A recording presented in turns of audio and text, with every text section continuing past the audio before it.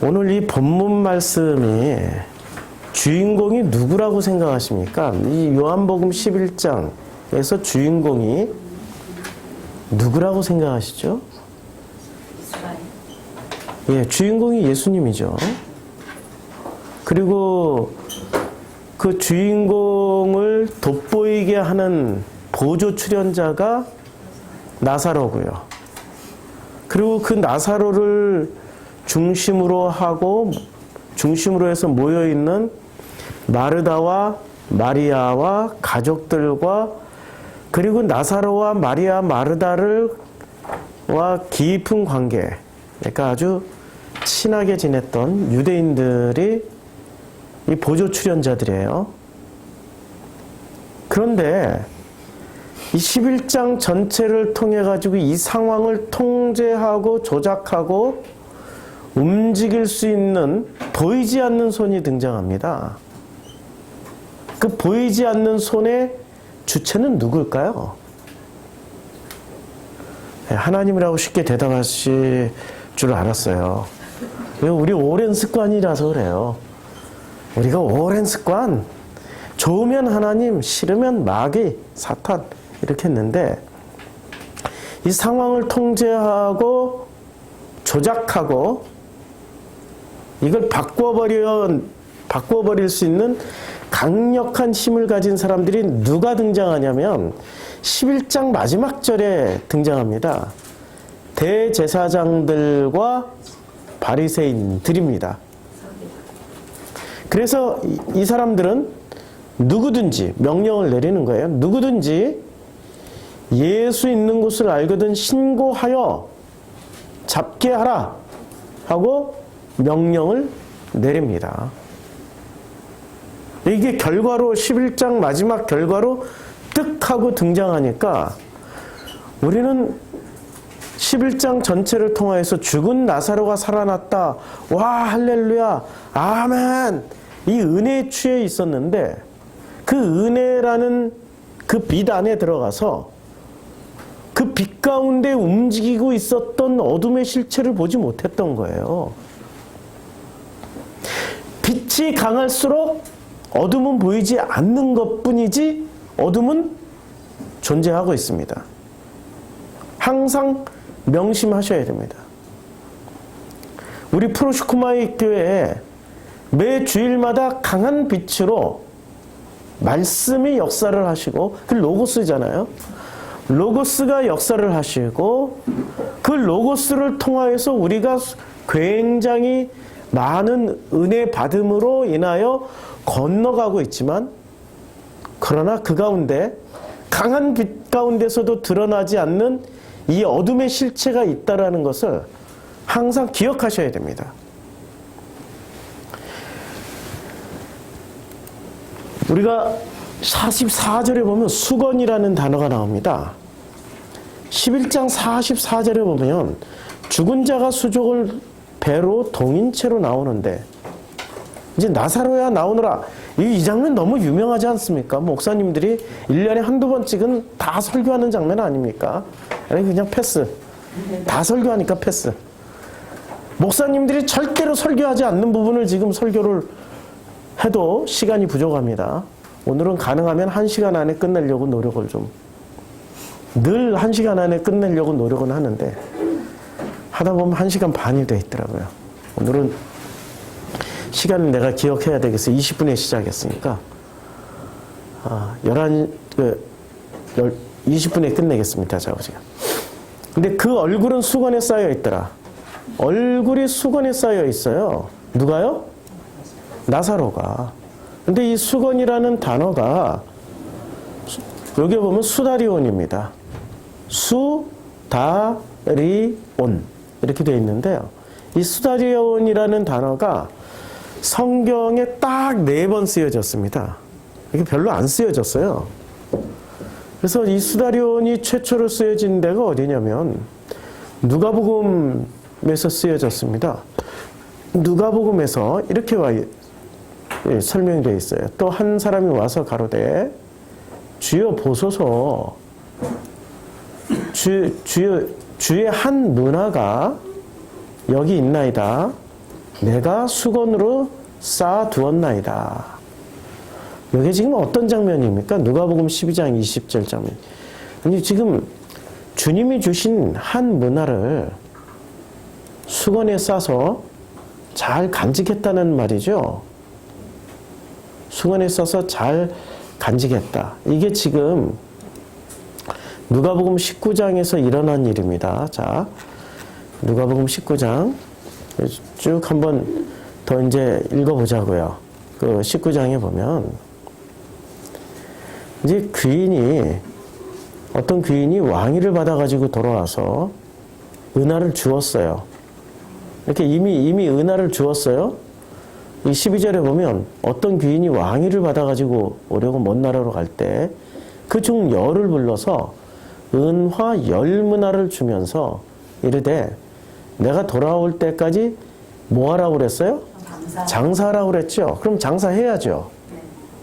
예, 장사해야죠. 근데 장사를 안 했어요. 그런데 그 백성이 그를 미워하여 사자를 뒤로 보내요. 예, 그 백성이 그를 미워해서 사자를 뒤로 보내요. 사자를. 뒤에 몰래 보냈다는 얘기예요. 우리는 이 사람이 우리의 왕됨을 원하지 아니하니까 어떻게 해요? 귀인이 왕위를 받아가지고 돌아와서 은하를 준 종들이 각각 어떻게 장사하였는지 알고자 하여 그들을 불러요. 이제 그 백성이 그를 미워하여서 사자를 뒤로 보내서 이 사람이 우리의 왕됨을 원하지 아니했어요. 이게 굉장히 중요한 구절이에요. 우리의 왕이 되기를 원하지 아니했어요. 그리고 나서 이제 귀인이 왕위를 받아가지고 돌아와요. 이 말이 이미 돌았어요. 누구한테 말이 돌았어요? 문화를 받은 사람들한테 말이 돌았어요. 그래서 귀인이 왕위를 받아가지고 돌아와서 은화를 준 종들이 각각 어떻게 장사했는지 알고자 해서 그들을 불렀어요. 그 첫째가 나와서 이르되 주인이여 당신의 한 문화로 10문화를 남겼습니다. 장사를 잘한 거예요. 그 주인이 이르되 잘하였다 착한 종이여 내가 지극히 작은 것에 충성하였으니 10고을 권세를 차지하라. 예. 10문화 남겼으니까 10고을 차지하라. 이게 달란트 비유하고 매우 비슷하죠. 여기는 문화로 나오는 거예요. 달란트 비유가 아니고. 달란트 비유하고 좀 다른 게 요게 들어가 있는 거예요. 그를 미워하여서 사자를 뒤로 보내요. 이르되 우리는 이 사람이 우리 왕됨을 원하지 아니하다. 이 말이 돌아온 거예요. 근데 달란트 비유는 이 장면이 없어요. 자, 그 다음에 둘째가 와서 이르되 주인이여 당신의 한 문화로 5문화를 만들었나이다. 이게 10문화 만들고 5문화 만들어요. 그래서 너도 5고을을 차지하라. 또 한 사람이 이르되 주인이여 보소서 당신의 한 문화가 여기 있나이다. 뭐로 싸뒀어요? 예, 수다리온, 수건으로 싸둔 거예요. 수건으로 싸두면서 뭐라고 얘기를 한 겁니까? 당신이 엄한 사람인 것을, 엄하다라는 게 좀 무섭다. 뭐 이런 뜻도 있겠죠. 그래. 요새는 엄한이 무슨 엄하다, 무섭다라는 뜻으로만 쓰여진 게 아니라 엉뚱하다라는 뜻도 쓰여지고 있는데 요새는 과거에는 딱 한 가지 의미였어요. 무섭다. 엄하다. 이런 뜻이에요. 엄한 사람인 것을 내가 무서워함이라. 무서워하고 있어요. 왜 무서워할까요? 근데 이 사람은. 성경은 분명히 귀인이라고 표현했어요. 그렇게 표현한 데는 이유가 있었겠죠. 그렇죠. 귀인이라고 표현을 했고 그리고 그 귀인의 성품을 가졌겠죠. 그래서 왕의 임명을 받았겠죠. 귀인이 되었고 귀인의 성품을 받은 그 사람을 지금 이 종은 무서워해요. 다른 종들은 무서워하지 않고 왕이 장사하라 했더니 장사해서 남겼는데 지금 이 종만은 장사하지 않고 수건에다 싸뒀어요. 근데 달란트 비유는 어디다 땅에다 묻어놨어요. 근데 여기서는 수건에다 쌓아놨어요. 그 수건이 지금 어디서 나와요? 나사로의 죽은 얼굴을 덮었던 게 같은 수다리온, 수건이에요. 지금 같은 단어란 말입니다. 수다리온, 수건이에요. 그러니까 이 사람이 한 문화를 쌓아놓은 그 수건은 무엇의 상징이죠? 죽음의 상징이란 말이에요. 한 문화를 죽여놨던 거야. 왜 죽여놨을까요? 이유가 뭘까? 죽여놓은 이유가 있을 거 아니에요. 죽여놓은 이유가 앞에서 등장하죠. 누군가가 말을 돌려버린 거예요. 이 귀인이 왕위를 받아가지고 왕위를 받으러 간 사이에 누군가가 그를 미워하여요. 누군가가 그 왕위를 받으러 간 그 사람을 미워하여서 사자를 뒤로 보내요. 사자를 보내서 말을 돌려요. 말을. 그래서 말을 돌리는데 우리는, 여기는 우리는이라고 썼어요. 내가 생각하기를 일이 아니고 우리는 항상 하나님도 우리가 되기를 원하시지만 어둠도 우리가 되길 원하세요. 그래서 어둠일수록 더더욱더 친근하게 우리라고 표현을 해요. 우리가 남이가 뭐 이렇게. 그렇죠? 그래서 우리는 이 사람이 우리의 왕됨을 원하지 않는다라고 말을 하는 거예요. 그런데 다른 종들은, 문화를 받은 다른 종들은 이 말을 무시했어요. 이 말을 무시하고 누구를 선택했어요? 이 주인을 선택한 거예요. 그 왕이 될 사람의 종들이었으니까 주인을 선택한 거예요. 그런데 그 중에 한 사람이 마음이 흔들려 버린 거예요. 마음이 흔들려서 주시고 간 문화를 수건에다 싸버렸어요.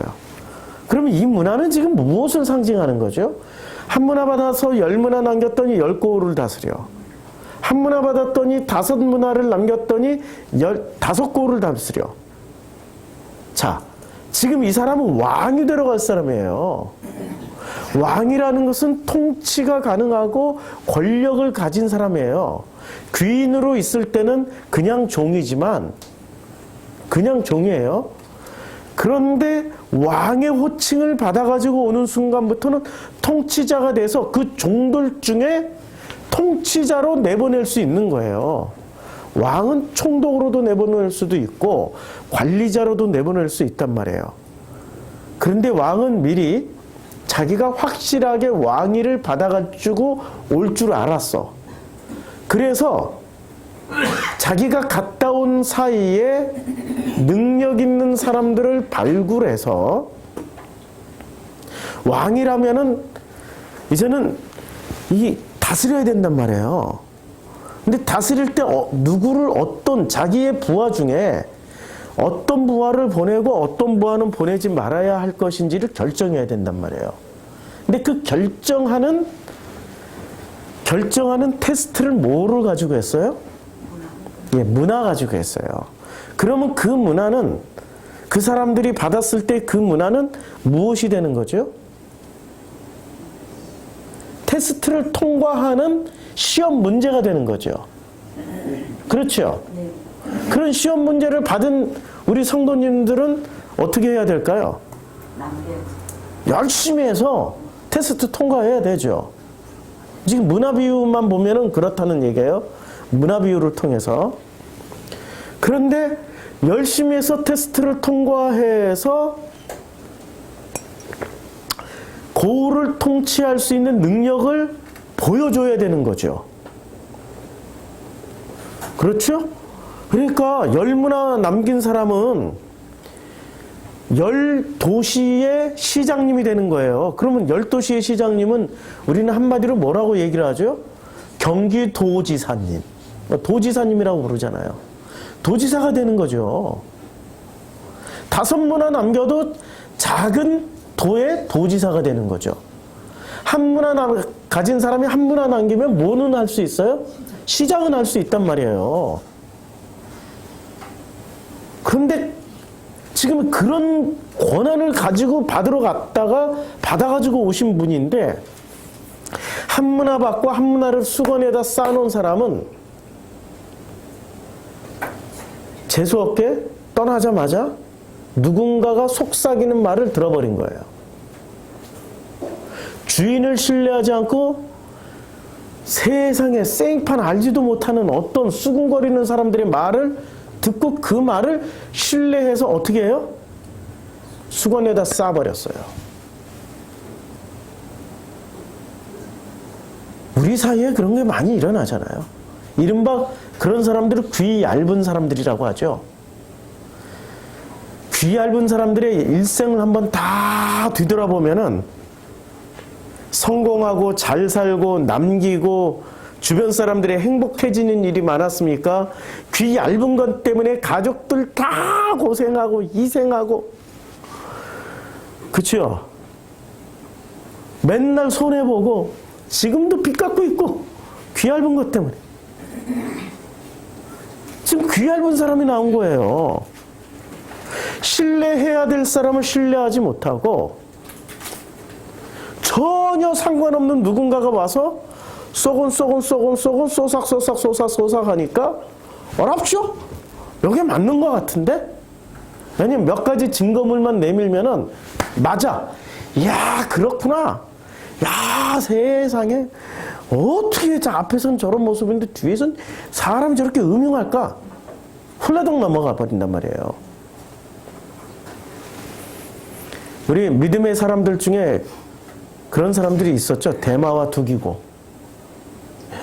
하나님을 배신하고 분명히 성령을 받았고 복음 안으로 들어왔는데도 불구하고 어떻게 됐어요? 배신하고 떠나버리는 사람들이 있었단 말이에요. 왕으로 오신 그분을 선택했는데도 불구하고 누군가가 쏘삭 하면은 이게 이 귀가 얼마나 얇은지 맞아. 야 그랬고 맞아. 흘러당 가버리는 거죠. 그래서 이 한 문화 가진 사람이 내가 수건으로 싸두었나이다 하니까 이는 이제 이 사람이 여기서 이는 당신이 엄한 사람인 것을 내가 무서워함이라. 엄한 것을 무서워하는 거예요. 그런데 엄하다라는 것은 꼭 무섭다라는 뜻만 있는 게 아니에요. 뭐가 들어가 있어요? 원칙이 있는 사람이에요. 엄격하다. 원칙 있는 사람, 원칙을 두려워하는 거예요. 그 원칙에는 내가 들어갈 수 없다. 이미 이 사람의 귀에는 누군가가 이간질을 시켰는데 그 이간질의 내용물이 뭐예요? 엄하다야, 엄하다.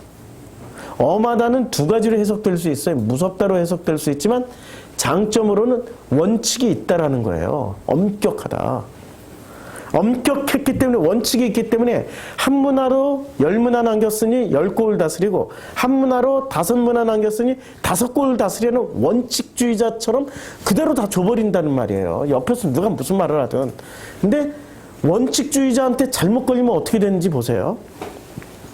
당신이 두지 않은 것을 취하고 심지 않은 것을 거두나이다. 당신은 두지 않은 것을 취하고 심지 않은 것을 거둬. 이렇게 이 사람에겐 두 가지 말이 들어가 있죠. 엄격하다, 엄하다, 그 다음에 두지 않은 것을 취하고 심지 않은 것을 거둔다. 이게 원래 항상 누군가를 음해하려면 사실과 거짓이 섞여 들어와요. 사실로 마음을 사고 거짓말로 확실하게 나쁜 놈 만들어놔요. 예. 제가 그렇게 많이 당해봐서 알아요. 요만큼은 맞아. 근데 요만큼은 또 틀려. 이게 지금 우리들의 모습이란 말이에요. 자, 그때 주인이 뭐라고 반응을 합니까? 주인이 이르되 악한 종아, 내가 내 말로 너를 심판하노니 너는 내가 두지 않은 것을 취하고 심지 않은 것을 거두는 엄한 사람인 줄로 알았느냐. 요때 이제 엄하다라는 게 다시 해석되어지는 거죠. 지금 뭐라고 말씀하세요? 내가 두지, 지금 이거는 사실이 아니라고 말씀하시는 거죠. 내가 두지 않은 것을 취하고 심지 않은 것을 거두는 사람은 아니야. 그리고 그것은 엄한 사람, 이런 엉뚱한 사람인 줄 알았느냐. 여기 엄하다라는 말이 여러 가지 의미가 있단 말이에요. 내가 그런 엄격한 사람, 그런 무원칙한 사람인 줄 알았느냐. 이렇게 말씀하시면서 어떻게 됐냐. 그러면 어찌하여 내 돈을 은행에 맡기지 아니하였느냐. 그리하였으면 내가 와서 그 이자와 함께 그 돈을 찾았으리라. 곁에 섰는 자들에게 이르되 그 한 문화를 빼앗아 열 문화 있는 자에게 주라 하니 그들이 이르되 그에게 이미 열 문화가 있나이다. 주인이 이르되 내가 너에게 말하노니 무릇 있는 자는 받겠고 없는 자는 그 있는 것도 빼앗기리라. 그리고 내가 왕됨을 원하지 아니하던 저 원수들을 이리로 끌어다가 내 앞에서 죽이라. 지금 이 사람이 이 모양이 된 거는 누구 때문에 이렇게 된 거예요? 지금 이 귀인이 왕됨을 원하지 않았던 사람들의 마타도어 때문에, 유언비어 때문에, 거짓 때문에 이 모양이 된 거 아니에요. 그리고 이 왕이 되고 나니까 어떻게 돼요? 왕됨을 원하지 않는, 왕이라는 건요, 생사 여탈권이 있는 사람이에요. 지금은 대통령과 왕은 달라요. 대통령 사람 함부로 죽일 수 없어요. 근데 왕은 생사 여탈권이 있는 사람이에요. 끌어다가 죽여 해버린 거죠. 자, 그런데 이 사람이 중요한 거는 한 문화를 어떻게 했어요? 수건으로 싸두었어요. 자, 다시 요한복음 11장 44절로 가면은요, 요한복음 11장 44절에 보면 나사로를 어떻게 했습니까? 44절에 죽은 자가 수족을 배로 동인 채로 나오는데 그 얼굴은 수건에 쌓였더라. 자, 지금 죽어 있을 동안에는 이제 상상을 한번 해보자고요. 그 몸이 어떻게 돼 있어요? 이렇게 배로 칭칭 감겨져 있었어요. 그리고 죽어 있는 동안에는 이제 배로 칭칭 감겨가지고 온몸이 미이라처럼 감긴 상태로 수건이 얼굴에 덮여져 있었어요. 그런데 나오라 하고 불렀어요. 43절에 큰 소리로 나사로야 나오라 부르시니 누가 이런 재미난 말씀을 하시더라고요. 야, 나사로야 나오너라 라고 말씀하셨는데, 만약에 나사로야 나오너라 라고 이름을 나사로라고만 부르지 않고 죽은 자여 다 일어나라 했으면 어떻게 됐을까? 예. 여러분, 이제까지 죽었던 지구상의 모든 사람이 다 나오겠죠. 예. 상상도 할 수 없겠죠. 예. 어느 분이 농담으로 그런 말씀을 하시더라고요. 그래서 나사로야 나오너라 라고 그 이름만 얘기했기 때문에 다행이다. 그런데 문제는 이 동네에 나사로가 한 명만 있었겠습니까? 죽은 사람 나사로가 수도 없이 많았겠죠. 예. 언제나 말 속에는 함정이 들어가 있습니다. 이거는 특별한 관계를 지금 말씀하시기 위해서 하는 거지, 주의 어떤 굉장한 능력을 말씀하시기 위해서 하는 게 아니에요. 자, 죽은 자가 수족을 배로 동인 채 나오는데 얼굴은 이미 죽음. 이 수건은 무엇을 상징하고 있는 거예요? 그러니까 죽은 자를 덮는 거예요. 그럼 이 문화는 어떤 사람 열 문화를 남겼을 때 이 문화는 뭐가 되는 거예요? 예, 살아서 열매를 맺는 문화가 되는 거죠. 10배의 열매를 맺는 거고 5배의 열매를 맺는 문화가 되는데, 수건에 싸는 순간 이 문화는 시체 같은 문화가 되는 거예요. 그렇죠? 그럼 이 나사로는 지금 무덤 속에 들어가서 수건에 이렇게 덮여져 있었어요. 덮여져 있는 동안에 이 나사로는 지금 뭐를 해야 될 사람이에요? 이 문화하고 연결하면 뭔가를 증거를 해줘야 될 사람이란 말이에요. 뭐를 증거를 해줘야 돼요? 열매를 맺을 수 있게 사람들에게 한 문화가 돼버린 거예요. 열매를 맺을 수 있게 한 문화가 된 거예요. 문화. 그치요? 그래서 나오라 했더니 배를 동이고 나왔어요. 예수께서 뭐라고 말씀하세요? 풀어놓아 다니게 하라. 그러면 문화가 수건을 벗겨내버리고 이제는 본래의 문화로 회복을 시켜줬어요. 그리고 회복받은 이 나사로라는 문화는 무슨 일을 하게 돼 있습니까? 예, 10문화, 5문화 다니는 것마다 문화를 남기는 일을 할 거 아니에요. 그쵸?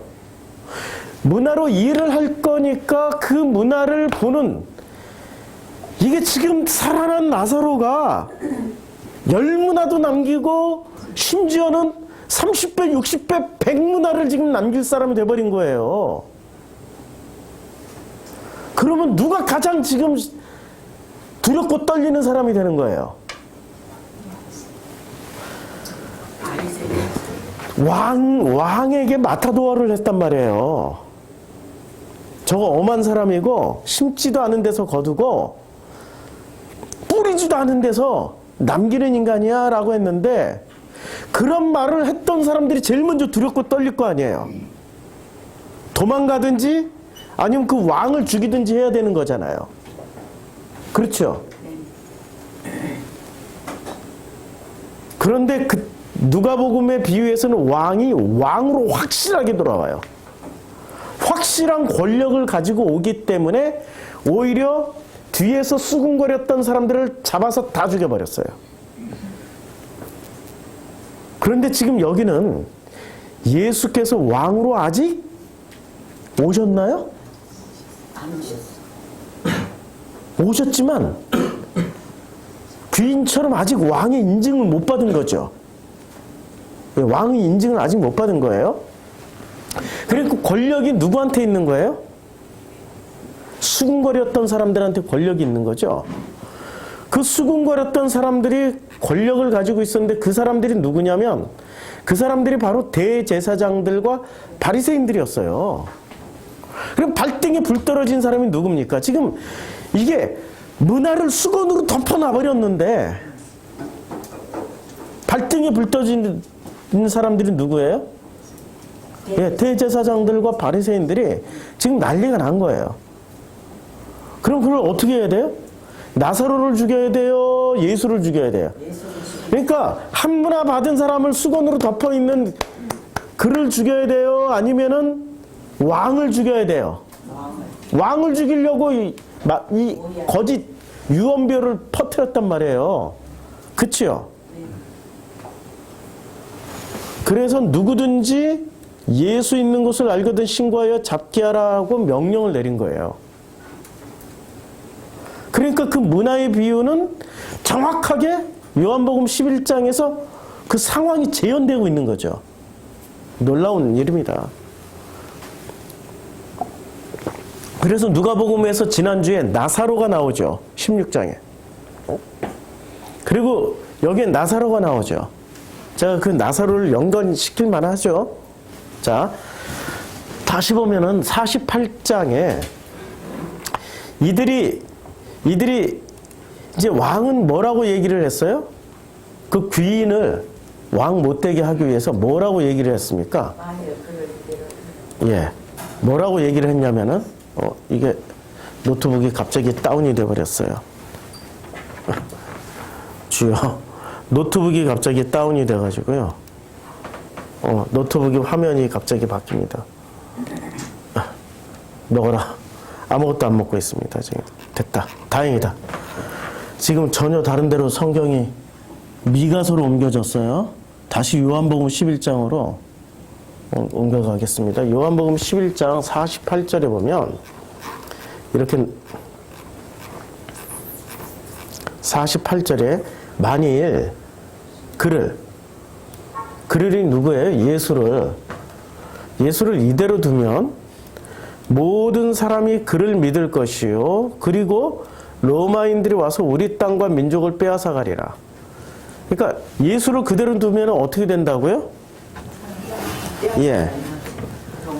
예, 모든 사람이 누구를 믿어요? 나사로를 믿는 게 아니라 예수를 믿죠. 이제 드디어 왕이 되는 거예요. 그리고 왕이 되기 전에 끝장내라는 얘기잖아요. 그런데 이 사람들이 증거로 내세우는 게 뭐를 내세우냐면 잘 들으셔야 돼요. 로마인들이 와서 우리 땅과 민족을 빼앗아 가리라. 이게 맞는 말일까요? 왜 안 맞는 말이죠? 이미 뺏겼잖아. 아니, 지금 로마에 의해서 이스라엘이란 땅 뺏겼죠. 민족 이미 그들의 통치를 받고 있죠. 이미 뺏겼는데 대제사장들과 바리새인들은 안 뺏겼다고 생각하는 거예요. 왜 이들은 안 뺏겼다고 생각할까요? 이미 뺏겼는데. 왜 안 뺏겼다고 생각하죠? 백성들은 뺏겼기 때문에 끊임없이 로마 황제에게 뭐를 갖다 바쳐야 돼요? 세금을 갖다 바치고 수확하면 수확물을 뺏겨야 되고 농사지으면 농사지은 거 뺏겨야 되고 노동을 해서 품삯을 받으면 품삯을 뺏겨야 되는 거예요. 그런데 제사장들과 바리새인들은 뺏기고 있어요? 오히려 빼앗아 오고 있어요? 누구한테서 빼앗아 오고 있죠? 이스라엘 사람들한테 빼앗아 오고 있어요. 그러니까 백성들은 이미 로마인들에게 땅과 자기 자신을 다 빼앗겨 버렸는데 바리새인들이나 대제사장은 오히려 빼앗긴 사람들로부터 빼앗아 오고 있는 거예요. 그래서 이들은 빼앗겼다라고 생각하지 않는 거예요. 그러니 예수를 자기들이 지금 빼앗아 먹고 있는 그 사람들이 예수에게로 가면 어떤 일이 벌어져요? 더 이상 바리새인 대제사장에게 빼앗기지 않겠죠. 그걸 두려워하는 거죠. 이들이 예수의 체포령을 내린 이유는 땅과 민족. 그러니까 이 땅이 뭐예요? 그들에게 있어서 우리는 이 땅을 마음으로 읽자라고 그랬는데 그들에게 있어서 이 땅은 뭐죠? 단순히 눈에 보이는 영토예요. 예, 자기네들이 빼앗아 올 수 있는 땅덩어리예요. 요 땅 밖에 시리아나 요 땅 밖에 이집트나 요 땅 밖에 요르단 가서는 못 뺏어 오는 거예요. 이스라엘이란 땅 안에서만 뺏어오는 거예요. 요걸 진짜 이 사람들은 뭐로 생각을 했어요? 마음으로 하고 생각해 본 적이 없어. 마음이라고. 이 사람들은 정말 눈에 보이는 땅으로만 생각한 거야. 영토로만 생각한 거예요. 우리 목사들이 이렇게 생각 많이 하잖아요. 위험한 거예요. 바리새 같은 분들이세요, 그분들이. 눈에 보이는 영토로만 생각하는 목사들 많이 있잖아요. 뭐 우리 지금 주기도문 할 때마다 뭐 어떻게 시작하죠? 하늘에 계신 우리 아버지여 이름이 거룩히 여김 받으시오며 나라 임하옵시며 뜻이 하늘에서 이루어진 것 같이 땅에서도 이루어지다 할 때 그 땅을 영토 문제로만 생각하잖아요. 아니잖아요? 우리 마음 안에서 이루어지다 해야 되는데 그 다음에 이 민족을 내 형제요, 내 자매요, 나의 부모님이라고 생각하지 않지요. 지금 바리새들이 생각하는 건 대제사장과 바리새는 땅을 영토로 생각했고 거기서 사는 민족을 뭐라고 생각했어요? 성전세 바치는 사람들, 세금 바치는 사람이라고 생각하는 거예요. 성전세를 통해 성전을 통해서 쏙쏙 빼먹었잖아요. 그렇죠? 그러니까 사람을 사람이라고 보지 않고 뭐라고 봐요? 돈으로 보는 거예요. 예. 이게 바리새인들이었어요. 자, 그들이 빼앗아 가리라. 자, 그런데 그 중에 한 사람, 그 해의 대제사장인 가야바가 그들에게 말을 합니다. 자, 무슨 말을 하냐면 한 사람이 백성을 위하여 죽어서 온 민족이 망하지 않게 되는 것이 너희에게 유익하다. 이렇게 끊어서 읽어야 돼. 안 그러면 부정어에 다음에 또 부정어가 나와가지고 뭔 말인지 헷갈려. 이 문장 읽어보면 이게 무슨 말이야? 이게 하라는 말이야? 말라는 말이야? 이렇게 부정이 나오니까 끊어서 읽어야 돼요. 한 사람의 백성을 위하여서 죽어 온 민족이 망하지 않게 되는 것이 너희가 여기서는 그 땅과 민족입니까? 아니면 바리새와 대제사장입니까? 바리새와 대제사장에게 너희에게 바리새와 대제사장 너희에게 유익한 줄을 생각하라 라는 뜻이에요. 생각하라. 그렇죠? 생각하라. 그랬더니 이 사람들이 뭐라고 얘기를 해요? 이날부터. 중간에 다 헷갈리는 말들이에요. 읽어봐요. 뭔 말인지 헷갈려요. 그래서 제가 핵심만 읽어드릴게요. 이날부터 그들이 예수를 어떻게 해요? 죽이려고 모의를 해요. 죽이려고 모의하는 그 모의의 핵심이 뭐가 들어가 있는 거예요?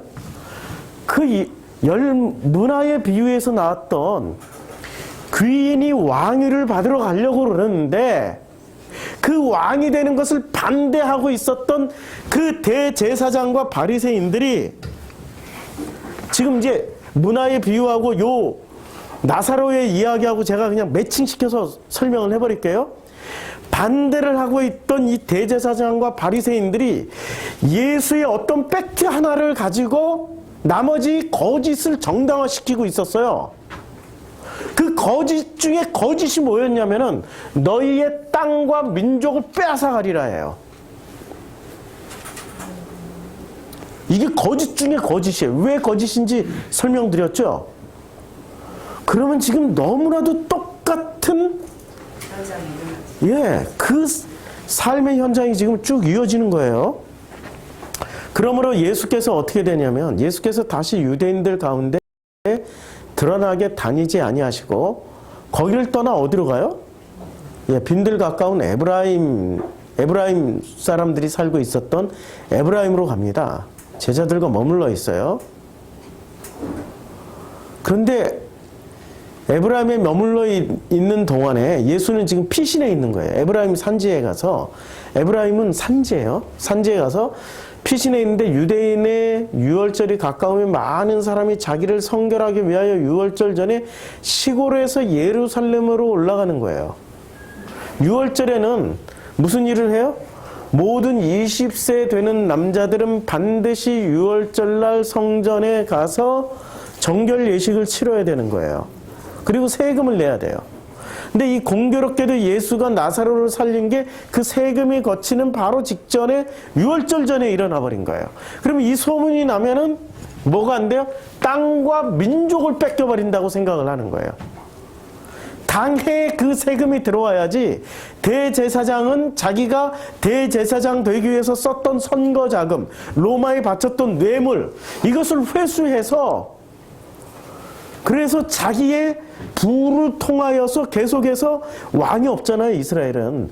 헤롯 왕이 있지만 헤롯 왕은 정치 권력이지 종교 권력은 아니란 말이에요. 그런데 이스라엘은 종교 사회의 종교 지도자가 종교 권력을 잡았어요. 그게 산헤드린 공회였고 거기에 권력을 행사하려면 산헤드린 공회나 바리새들을 뭐로 계속해서 컨트롤해야 돼요? 돈으로. 그래서 땅과 민족을 빼앗기면 안 돼. 여기 어디 사랑이 있냐고. 여기 어디 이 사람들에게 사랑이 있냐고. 이름을 제가 바꿔볼까요? 땅과 민족을? 우리 교단과 교회를 뺏기면 안 돼. 정이 안 들어. 너무 노골적으로. 자, 이 장면이 어디서 또 나오냐면요. 지금 30절부터 이제 쭉 읽어가면서 보자고요. 이 장면이 계속해서 등장하는데 예수께서 아직 마을로 들어오지 아니하시고 마르다가 맞이했던 그대로 계시더라. 마리아와 함께 집에 있어 위로하던 유대인들은 그가 급히 일어나 나가는 것을 보고 고카로 무덤에 가는 줄로 생각하고 갔었는데 마리아가 예수 계신 곳에 가서 배웠어요. 근데 그 발 아래 엎드렸어요. 그래서 여기 계셨더라면 내 오라버니가 죽지 아니하였겠나이다 하더라 하고 이제 예수께서 그가 우는 것과 또 함께 온 유대인들이 울어요. 이렇게 지금 이 백성들은, 이 민족들은 지금 어떻게 생각하고 있어요? 나사로를 마음으로 함께 울음으로, 이 울음으로 공감대를 형성하고 있는 거죠. 공감하고 있는 그런 관계예요. 그러니까 이 공감하는 자리에 누가 계셔요? 예수가 계신 거죠. 이 공감하는 자리. 공감하는 자리에 누가 계시냐면 이 공감의 자리에 예수가 계시는 거예요. 예수가 계셨어요. 근데 그 공감의 자리에 예수가 계시니까 예수께서 그 심령의 비통이 여기심이 시작되는 거예요. 불쌍히 여기심이 시작되는 거예요. 우리는 성경에 이런 장면이 여러 군데 있다라는 거 아시죠? 출애굽기 2장에 보면 그런 장면이 나옵니다. 여러 해 후에 애굽 왕이 죽었어요. 이스라엘 자손은 고된 노동으로 말미암아서 탄식하며 부르짖었어요. 이 이전에 고된 노동으로 부르짖었어요? 탄식했어요? 탄식 안 했어요. 오히려 그것을 기뻐하며 즐거워했어요. 왕이 살아있는 동안에는 왕의 사랑을 받으려고 무슨 일을 했어요? 자, 이 사람들이 무슨 일을 했냐면은 감독들을 세워요. 왕이 감독들을 세우고 무거운 짐을 지워 어떻게 해요? 괴롭게 했어요. 그러나 학대를 받을수록 어떻게 돼요? 희한하게 더욱 번성해. 더욱 학대를 받을수록 더욱 부흥을 내버려. 번창해. 11조 강조하고 다른 건 이단이 안 됐는데 11조 얘기만 하면 이단이 돼가지고 말을 못하게. 갑자기 11조 얘기하니까 빼버려야 돼. 힘이 나네. 자, 잘 보시라고요. 새벽기도 돌리고 철야기도 돌리고 각종 세미나 돌리고 성경 공부 돌리고 전도 특공대 돌리고 양날개 돌리고 이 두 날개죠. 예, 두 날개 돌리고 그 다음에 거기에 무슨 또 어디에 무슨 수련회 돌리고 계속 교회가 1년 12달 눈코 뜰 수 없이 막 마구 돌리는 거 아시죠? 감독들을 그들 위해 세우고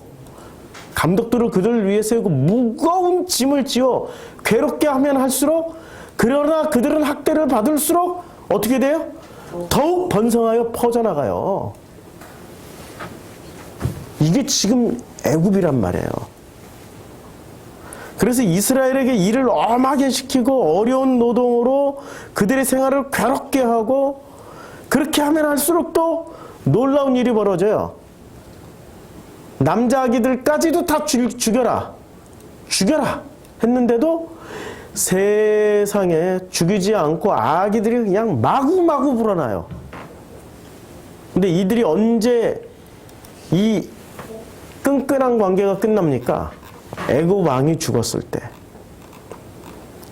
애굽 왕이 죽었을 때 끈끈한 관계가 끝나요. 보통 대형교회는 그 당회장이 딱 은퇴를 하시면은 그 다음에 비로소 그들이 깨닫기 시작하는 거죠. 이스라엘 자손은 고된 노동으로 말미암아 탄식하며 부르짖으니라고 나와요. 그래서 그 고된 노동으로 말미암아 부르짖는 소리가 언제? 그때 비로소 하나님께 상달이 돼요. 이 장면하고 똑같은 장면이 어디서 나오죠? 솔로몬 왕이 죽어요. 그리고 왕위를 르호보암이 계승을 해야 돼요. 그때 북쪽의 10지파의 대표가 딱 찾아와요. 찾아와서 왕이 되면은 우리들에게 선대께서 아버지께서 하셨던 일을 감하여 주시옵소서. 우리가 그동안의 세금과 노역이 너무나도 고달팠습니다. 감하여 주시면 충성을 다하겠나이다 했는데 르호보암이 뭐라고 얘기를 해요? 내 아버지가 한 것보다 10배나 더 할 거야. 확 그냥 어디서 감히 확 그냥 이래버리니까 열부지가 확 독립해버렸죠. 이 장면이잖아요 지금. 그럼 솔로몬은 무슨 짓을 한 거예요? 그냥 바로 같은 짓을 한 거예요. 솔로몬이 살아있을 때는 찍소리도 못했다니까요. 성경에 이런 장면이 무수히 많이 등장을 해요. 무수히 많이 등장을 하는데, 자, 다시 그 요한복음 11장으로 넘어가서 이러한 장면들이 여기서 이제 벌어지고 있는 거예요. 근데 예수께서 이러한 장면들, 드디어 이들이 뭐를 해요? 이 온 유대인들이, 이게 지금 여기서 온 유대인이라고 묘사한 일이, 나사로 죽음 하나 가지고 지금 누가 울고 있어요? 동네 사람만 울고 있어요? 온 유대인이 울고 있어요? 분명히 말씀은 뭐라고 말씀하고 있습니까? 동네 사람뿐만이 아니라 온 유대인들이 울고 있는 거예요. 이 장면을 보시고 예수께서의 심령이 어떻게 됐습니까? 마음이. 이게 바로 출애굽기 2장에 나오는 아버지의 마음이에요. 그래서 출애굽기 2장에 그들의 부르짖는 소리가 아버지께 상달되니까 3장에 바로 모세를 불러버려요. 그래서 모세를 세우시고 그들을 애굽에서 꺼내주신단 말이에요. 그러면은 이들이 나사로의 죽음을 통해서 뭐를 깨달은 거예요? 우리가 출애굽해야 되겠구나. 지금 바로라는 실체가 지금 누구예요? 로마가 바로예요? 대제사장과 바리새가 바로였어요? 대제사장. 우리가 벗어나야 되겠습니다 라고 부르짖는 장면이란 말이에요. 그러니 누가 발등에 불 떨어진 거예요? 대제사장과 바로가 불등이 떨어진 거예요. 예수가 진짜로 왕이 되면 어떻게 돼요? 자기네들을 싹 쓸어버릴 것 같으니까 예수를 먼저 잡아서 죽여야 된다라고 57절에서 예수 체포령을 내려버려요. 예수의 체포령을 내리는데 이때 예수의 무엇이 움직인 거예요? 1장 33절에 보면 심령이 움직입니다. 예수의 그 마음에 심령이 움직이는데 33절에 예수께서 우시는 것을 보고 심령에 비통하게 된지라 라고, 요 심령이라고 번역한 단어가 뭐죠? 푸뉴마예요. 예수의 그 마음이 움직이면은 무엇이 시작되죠? 살려요. 지금 예수의 능력이 언제 나타나요? 예수님의 그 능력이 언제 나타나냐고, 마음이 움직일 때 나타난단 말이에요. 여기서 핵심은 심령이란 단어가 푸뉴마란 말이에요. 마음이란 말이에요. 마음에 비통이 여기고 불쌍히 여기니까 마음이 움직였다란 얘기예요. 그래서 예수께서 마음이 움직이니까 눈물을 흘리시는 거예요. 그러니까 눈물을 흘리는데, 자, 이 눈물의 두 가지. 눈물을 흘려요. 그럼 눈물은 무엇에 반응해요? 마음이, 예수에게 있어서 눈물은 무엇의 거울이 되어버린 거예요? 무엇을 반영한 거예요? 마음. 이 마음, 푸뉴마를 반영한 거예요. 그치? 마음이 움직였어요. 이에 유대인들이 말하되 보라 그를 얼마나 사랑하셨는가. 그러면 유대인들이 예수의 눈물을 보고 뭐라고 생각했어요? 나사로를 사랑했구나. 사랑했다라는 것은 무엇을 보고 알았어요? 눈물을 보고 알았죠. 근데 눈물 이전에 뭐가 움직인 거예요, 예수는? 그러니까 마음이 움직여서 지금 눈물을 흘렸으니까 유대인들이 파악을 잘한 거죠. 잘한 거예요. 그런데 37절에 보면 그중 어떤 이는 말하되 맹인의 눈을 뜨게 한 이 사람이 그 사람은 죽지 않게 할 수 없었더냐. 지금 이 유대인들이 한 번은 뭐를 읽었어요? 팩트를 읽었어요. 이게 마음이라는 것을 제대로 잘 봤단 말이에요. 사실 직시를 잘했어. 그런데 두 번째 멘트는 뭐였어요? 얼마나 사랑하셨는가 했지만 두 번째는 맹인의 눈을 뜨게 한 이 사람이 그 사람은 죽지 않게 할 수 없었더냐라고 말을 할 때는 마음으로 보지 않고 뭐로 봤어요? 능력으로 봤죠. 아니 능력으로 읽은 거 아니야 예수를. 그렇죠. 이에 예수께서 다시 속으로 비통히 여기셨어요. 속으로란 단어가 제가 찾아봤더니 이게 뭐 그냥 대명사예요. 속으로란 단어가. 그래서 속으로 비통히 여기셨으니라고 나오는데, 제 몸이 안 좋으니까 글씨가 안 보여요 지금. 헤아우토 이게 대명사거든요. 그러면 속으로는 뭐를 대변하고 있어요? 이 대명사니까 뭐를 받았어요? 마음, 푸뉴마를 받은 거예요. 이 사람들이 능력을 말할 때 예수는 다시 뭐로 들어가요? 마음으로. 예, 다시 마음으로 들어가요. 이게 속이라고 번역한 거예요. 마음으로 더 들어가 버려요.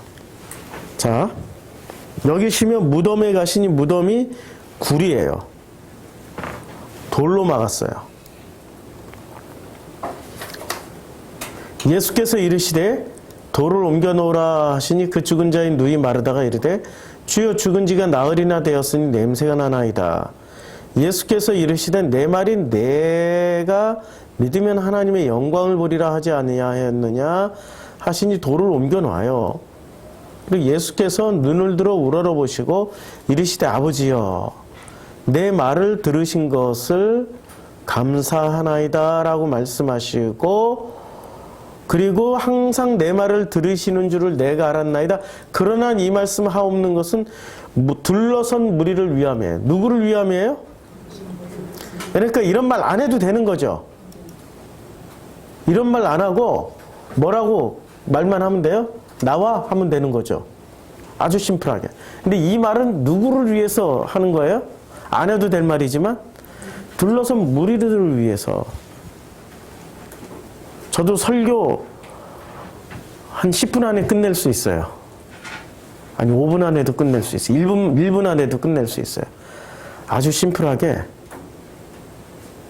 마음의 눈을 뜨시고 마음으로 보시고 마음으로 체험하시면서 마음을 나누면서 살아가십시오. 끝. 오늘 내용이 전부 이거예요. 그런데 마음으로 보지 않고 자기 뒤에 있는 뒷배, 땅과 민족을 뺏기기 싫어서 그것을 여러 가지의 이데올로기와 계산과 도구를 가지고 있지도 않은 사실과 버무려서 그는 왕이 돼서는 안 돼. 저 사람이 하는 말은 진짜가 아니야.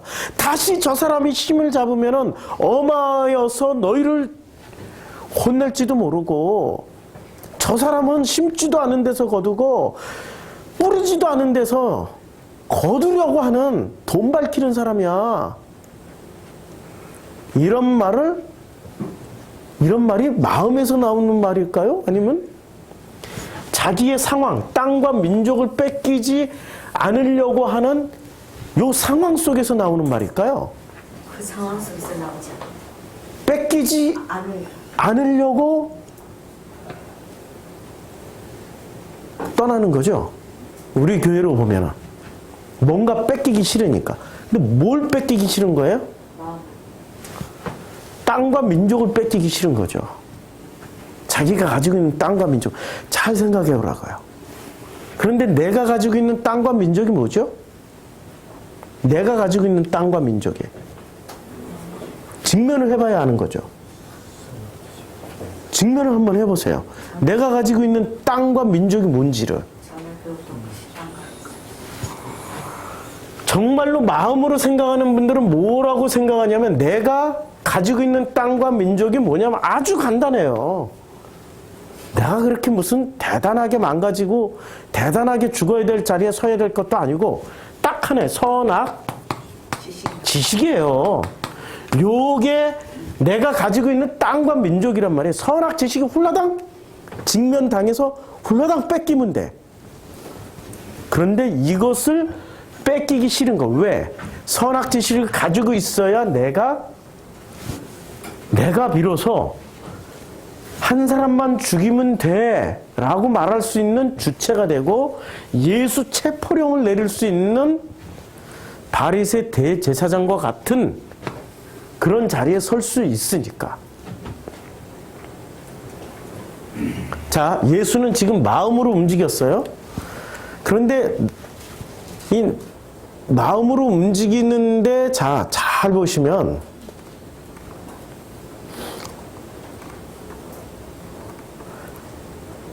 이제 사람들이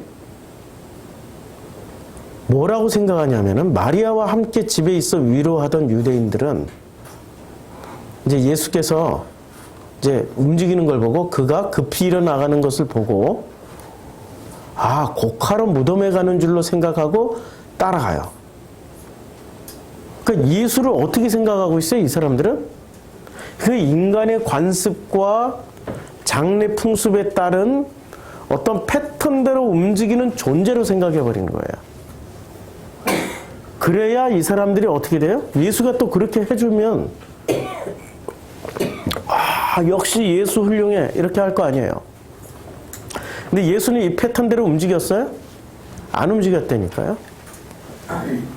마리아가 예수 계신 곳에 가서 배웠고 그 발 아래 엎드려 이르되 주께서 여기 계셨더라면 내 오라버니가 죽지 아니하였겠나이다 라고 말씀을 하고 있는 거죠. 그러니까 이 마리아가 예수에 대한 정확한 이해를 하고 있습니까? 아니, 정확한 이해를 못했어요.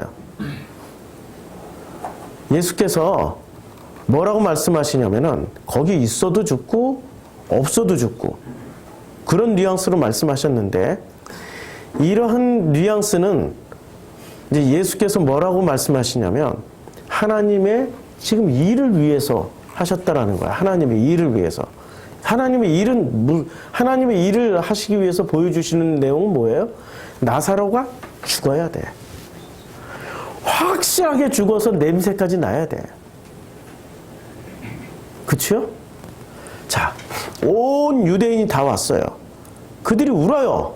근데 이 울음은 진심이에요? 아니면 관습에 따라서 우는 거예요? 관습, 죽어서 관습. 여기까지 와서 한번 울어줘야지 밥도 생기고 떡도 생기고 인간관계가 생겨서 계속 유지가 돼서 그 다음에 또 나사로네 집안에 가서 아유 뭐 좀 도와주세요 할 수 있는 거 아니에요. 이래서 지금 온 거란 말이에요. 그 인맥 때문에. 진심이 없는 사회라니까. 이 사회는 왜 진심이 없는 사회냐면 예수께서 마태복음에 말씀하셨다고 장터에 나가서 피리를 불어도 춤을 추지 아니하고 곡을 하여도 슬퍼해주는 사람들이 하나도 없는 곳이 어느 나라? 지금 이 사람들이 살아가고 있는 나라. 모든 삶의 움직임, 동기, 마음의 변화, 움직임의 동기, 생각, 이 모든 것이 전부 뭐예요? 땅과 민족을 빼앗아 가리라. 이것이 중심이 되어서 끊임없이 계산하고 자기 이익을 위해서 무언가 때문에 살아가려고 했던 사람들이 예수가 오셨던 당시의 유대인들 모습이었어요. 그 우리들 모습 맞잖아요. 그 모습은 내 모습이잖아요. 온 유대인들이 우는 것과 예수께서 그래서 이것과 구분하기 위해서 그냥 아이고 하고 우는, 내가 아이고 하니까 에스더 전도사님이 제일 먼저 웃네. 하루 중에 나하고 같이 있는 성경 공부하면서 같이 있는 시간이 많은 에스더 전도사님이 내가 하는 말 중에 제일 많이 듣는 말이 아이고예요. 아이고. 힘드니까 아이고 힘들다. 아이고 죽겠다. 아이고 힘들다. 제일 많이 하니까 바로 그냥 무의식 중에 반사적으로 웃으시네. 이 아이고가 진심에서 나온 게 아니라 지금 유대인들은 형식상 우리 장례식에 가면 아이고 무대가 있잖아요. 지금은 없어졌지만 옛날에 30년 전에 장례식 치를 때는 이렇게 뭐 들고 깃발 들고 상여 나갈 때 뒤에서 아이고 무대가 있다니까. 아이고 무대가 아이고 눈물은 하나도 안 나는데 아이고 따라가는 아이고 무대. 아이고 우리말이 얼마나 이렇게 좋냐. 죽은 사람 앞에서 아이고 무대가 있었네. 나는 go to 더 하나님께 간다. 아이고. 자, 이 우는 것을 보시고 이 우는 것과 구분하기 위해서 그래서 심령의 푸뉴마의 비통히 여기시고 불쌍히 여기사 그래서 흘리신 눈물이 예수의 눈물이라는 것을 말씀하기 위해서 구분 짓는 거예요. 이들은 자기 땅과 민족을 빼앗기기 싫어서 그것을 유지하려고 와서 아이고 부대가 돼서 아이고 하는 거고, 예수는 진심으로 심령에 비통히 여기시고 불쌍히 여기서 눈물을 흘리신 분이시고요. 이런 분이 우리 친구라는 게, 우리와 동행하고 있다라는 게, 이분이 나의 예수, 나의 하나님이 되어주셨다라는 게, 그것만으로도 살만하지 않을까요? 이 세상 살아가는데 살만한 세상 아닐까요? 매 순간 체험하고 있습니다. 이렇게 진심으로, 그 마음 진심으로 비통히 여기고 불쌍히 여기사 나를 위해서 지금 눈물 흘려주시고 계시는 그 예수가 있기 때문에 이렇게 아프고 힘들어도 아이고 하면서도 갑니다. 아이고 힘들다 이러면서도 가고 있어요. 그런데 이런 예수 없이 실제로 아이고 부대들이 있다니까요. 얼마나 안타까워요. 그분들을 보고 계시는 그 예수님의 그 마음이 얼마나 안타깝겠습니까? 꺼내 오셔야죠. 이에 유대인들이 이제 평가를 하는 거예요. 유대인들이 말하되, 보라! 그를, 나사로를 얼마나 사랑하셨는가? 이건 팩트예요. 그래서 진짜 자기네들하고 다른 그 등급의 눈물을 흘리고 있는 거예요. 자기네들은 가짜 등급의 눈물을 흘리고 있는데 예수는 진짜 등급의, 참 등급의 눈물을 흘리고 있는 것을 보고 그를 얼마나 사랑하셨는가 하면서 사람들이 변화되기 시작하는 거예요. 변화되다 보니 어떻게 됩니까? 죽은 자 살려서 지금 예수 믿는 게 아니라 이 마음이 움직여야 예수를 믿는 거예요. 우리는 능력으로 자꾸 예수를 믿게 하려고 그래. 예수 믿으면 복 받고, 예수 믿으면 만사형통하고, 예수 믿으면 안 되던 장사 잘 되고, 예수 믿으면 이제까지 떠안은 빚 한 방에 해결되고, 예수 믿었더니 자녀들이 뭐 S대 가고, 뭐 하버드 가고, 케임브리지 가고, 프린스턴 간다고.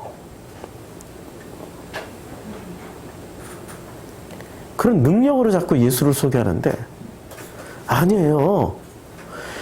예수는 우리들에게 오셔서 그 마음이 움직이길 바라시는 분이세요. 근데 마음이 움직이려면 누가 죽어야 돼요?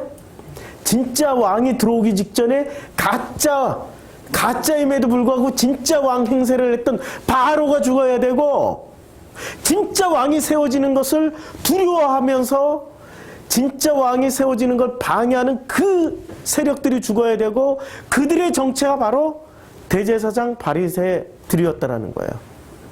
이들이 내 마음에서 다 사라질 때, 언제 사라져요? 예수의 심령을 만나면 돼요. 예수의 그 진실하신 마음을 만나서 예수가 정말로 나를 위해서 눈물을 흘려주시는구나. 그 눈물을 만나면은 전도하지 말라고 그래도 된다니까요. 우리 교회 나오면 후유증 겪잖아요. 그렇게 신앙생활 잘하던 자녀들이 우리 교회 이렇게 처음에는 엄마 아빠가 무서워가지고 나오는데, 그러다가 몇 달 지나고 나면은 에랍쇼 안 다녀도 되네? 자유해! 하고 안 나와버리잖아요. 그건 뭐를 증명해 주냐면, 이제까지 진실로 복음으로 다녔던 게 아니라 엄마의 엄마, 바로 아빠 밑에서 억압과 착취를 당하던 자녀들이 일순간에 느끼던 해방감이죠. 이제는 이제 바로 엄마 아빠들이 뭐로 바뀌어야 돼요? 눈물로 비통하게 나와 동행해 주시던 그 속으로, 그 마음의 중심으로 비통하게 마음을 움직이면서 마음으로 대해주는 그 예수와 동행하다 보면 내 마음 바뀌는 거 나도 모르게 신압으로 바뀌어요. 바뀌고 나면 자녀들이 금방 알아봐요. 그리고 간을 봐. 저게 혹시 일순간 아니야? 그래서 간을 봐. 짧게는 몇 달, 길게는 몇 년을 간을 보다가 어떻게 돼요? 진짜 맞네? 그러면 그런 하나님이라면 나도 믿을 거야 하고 그때부터 나오는 게 그게 진짜야. 그런 날이 꼭 오기를 우리 교회 성도님들에게 축원합니다. 자, 그런데 어떤 이는 말을 해요. 예수의 눈을 뜨게 한 이 사람은 그 사람을 죽지 않게 할 수 없었더냐라고 말을 할 때 이것 때문에 그렇게 말한 것 때문에 예수께서 다시 속으로 비통히 여기시면서 다시 속으로 비통히 여기는 거예요. 팩트를 또 왜곡시키는 그 유언비어에 넘어갔기 때문에. 자, 주께서 말씀하십니다. 내 말이 이제 내가 믿으면 하나님의 영광을 보리라. 영광을 보리라고 그래서 그 하나님의 영광이 뭐죠? 죽었다가 살아난 거예요? 예수의 마음을 본 거예요? 그렇죠? 하나님의 영광은 죽었다가 살아난 걸 보게 되는 게 아닙니다. 지금 이 전체 장면에서는 하나님의 영광을 죽었다가 살아난 걸로 보려고 아직도 그 불가능한 능력을 보려고 하는 사람들을 우리는 너무나도 많이 보잖아요. 그런데 이 장면에서는 하나님의 영광을 뭐로 보여주세요? 그렇죠. 그 마음을 만나시길 바랍니다. 그게 하나님의 영광을 보는 거예요. 그 마음이 움직여지면 그거 하나라도 충분한 거 아니에요? 질문 하나 드릴까요? 정직하게 직면하면서 답을 한번 해보세요. 정말 정직하게 직면하면서 예수를 잘 믿어서 천국 가고 싶지요? 근데 예수를 정말로 잘 믿었는데도 불구하고 예수께서 말씀하시는 거예요. 천국 가지 말고 지옥 가 하면은 지옥 아멘 할 사람 있어요?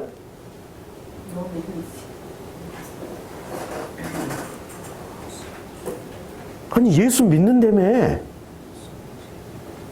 아니 예수 믿는 예수가 지금 너 지옥 가 하면은 아멘하고 가야지. 왜 갈등을 하시냐고. 예수 믿은 거예요? 천국 믿은 거예요? 천국을 믿은 거지. 그게 우리 실체라니까요. 그런데 예수와 마음을 통하면 어떻게 돼요? 너 지옥 가 있어. 네.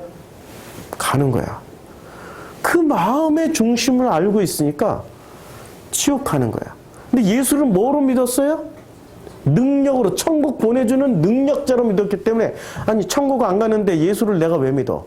No, no man 이러고 안 가버린다는 거지. 그게 우리의 실체 아니에요. 예수가 또 말씀하시는 거예요. 너 앞으로 남은 시간 내내 네가 꿈꿔왔고 설계했고 그렇게 살고 싶은 행복 없어. 계속 아픔과 고통과 시련과 정말 죽고 싶어요. 하루라도 빨리 죽여주세요. 이런 상황만 계속 지속될 거야. 그래도 너 아멘하고 따라올래? 아니면은 내가 소개해주는 신이 있잖아. 그 바알이라고. 걔를 믿으면은 네가 원하던 행복, 소망대로 그대로 잘 살게 될 거야. 자, 선택해봐. 누굴 선택하시겠어요? 예수 선택하시겠다고 하는 분들은 복 받은 겁니다. 그 아픔의 자리에 누가 와서 울어줘요? 이거 안 하면 되지 않아? 이거 안 하면 되지 않아? 지금 이거 하나? 그 마음의 중심에서 나와 같이 울어주고 나와 같이 함께 걸어가지고 있고 나와 같이 그 길을 가고 있는 그 예수님 한 분이면 족하지 않아요? 우리는 무엇을 선택하러 이 광야에 나왔습니까? 좋은 옷이에요? 멋지고 화려한 집을 선택하러, 그거 구하러 지금 광야에 나왔습니까? 예수가 말씀하셨어요. 너희가 이 광야에 나온 거는 생명을 얻기 위함이야. 그 생명의 출발점이 어디 있다고 말씀하고 계셔요? 마음. 생명을 받은 사람은 공감의 눈물이 나오기 시작합니다. 공감의 눈물을 흘리기 시작합니다. 기도하겠습니다. 이 시간 기도할 때 나는 정말 예수를 천국 가기 위해서 믿었는지, 아니면 진심으로 그분과 친구가 되기, 마음을 나누는 친구가, 가족이 되기 위해서 믿었는지, 나는 그 예수를 복받기 위해서 믿었는지, 아니면 그 어떤 고난이라도 예수 한 분이면 좋게요 라고 믿었는지, 이 시간 우리 자신을 되돌아보면서 다 함께 통성으로 기도하겠습니다. 아버지 하나님,